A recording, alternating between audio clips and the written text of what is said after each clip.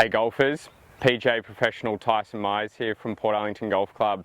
Today we're here to talk about putter face alignment. When we're putting, there's three variables that we have to consider. Number one would be the environment that we're putting in. That's something that, let's say, is out of our control, but we can build some awareness over. That would be the pace of the greens or the break of the greens. The other two variables that we're going to talk about would be face alignment and the speed of the putt. Now, from my perspective, they are within your control, okay? And today, we've got a drill set up here where we're going to talk about your putter face alignment.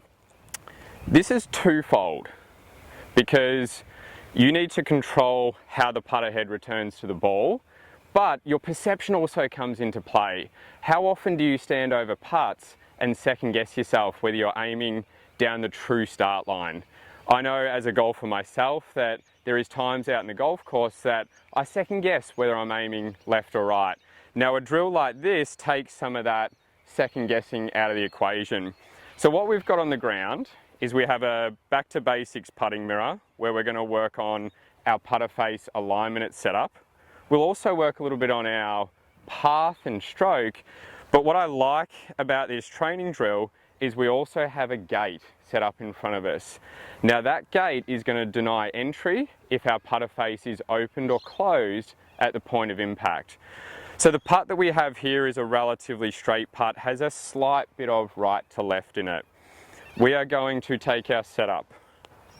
We're going to ensure that our putter head is lined up squarely with the lines on the mirror, and all things being equal,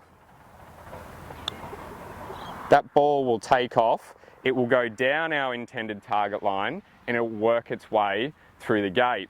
Now, one thing that I think is a real benefit when you're practicing your putting, you don't necessarily have to use this out in the golf course. You are welcome to, and this is actually how I personally brand my golf ball, is branding it with some lining. What I like to see when you're training is some feedback. Now, the gate is going to give us a little bit of feedback, but what we would also like to see, if we return the putter head square to the golf ball, is that ball rolling end over end relatively seamlessly. Hopefully you found this tip useful. One thing I would really encourage, if you're ever going to invest any time practicing your putting, make sure it's purposeful. If you're going to get out in the putting green, it's always good to take something out like this training aid. Training aids are great because they provide feedback. The one thing that I mentioned earlier in this video is your perception and awareness. You may think that you're aiming true, or you may think that you're aiming down the target line, but that's not always a direct representation. So having something that's in place to give you that feedback is critical. Happy golfing.